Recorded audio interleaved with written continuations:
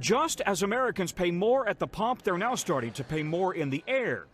American Airlines CEO Doug Parker and others warned that the extra costs could be passed on to passengers through higher ticket prices.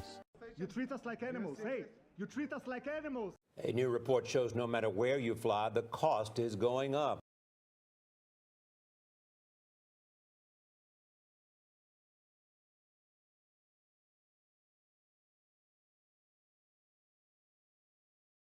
I chose this topic because I love to travel.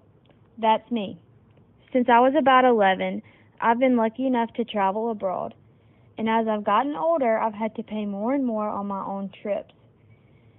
Paying for trips myself made me realize how much tickets to fly in and out of the U.S. really are. Compared to other countries' airlines, the US Airlines pricing is way more expensive. This overpricing can lead to major worldwide economic disasters. There are many natural disadvantages of the U.S. airlines due to its location. So, the U.S. airlines have to fund more for fuel, repairs, and even wages, and this is all because of the disadvantage of location. This is why it is important for the U.S. to stay competitive. So, the U.S. airline industries has been using services to appeal to customers. Aside from the disadvantages, there are ways to help lower prices for consumers that involve how the U.S. handles competition. Consumers need prices to be lower, and so does the economy.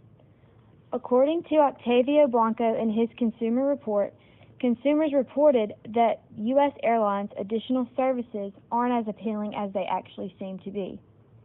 If customers don't want to travel or can't afford to travel, then there will be less money going into an airline to fund it.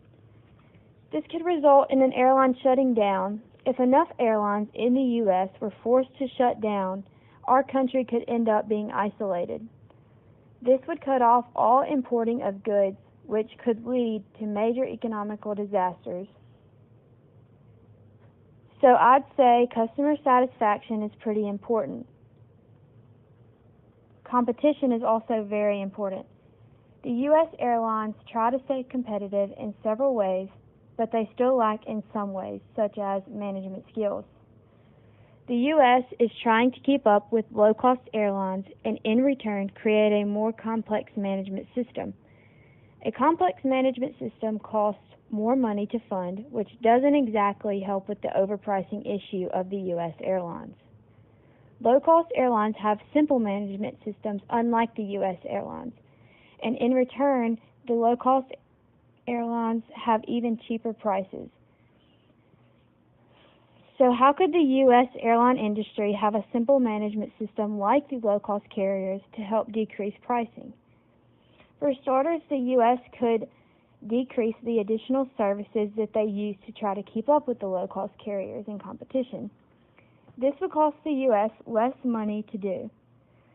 The U.S. could also spend less money on industrial improvement to try to make experiences for customers better, because even a rude employee could ruin the experience for a customer and put the money used to create a great experience to waste.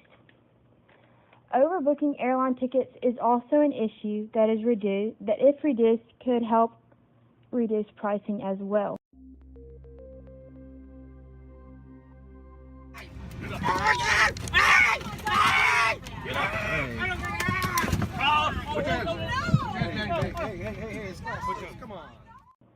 The controversial yet viral Twitter video of a man supposedly getting drug off United Airlines airplane is an example of how an airline overbooks.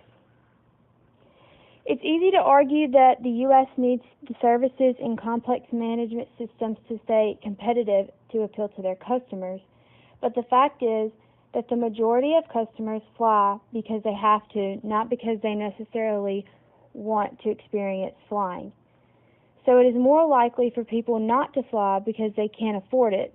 If people can't afford to fly, then less and less money will go into airlines.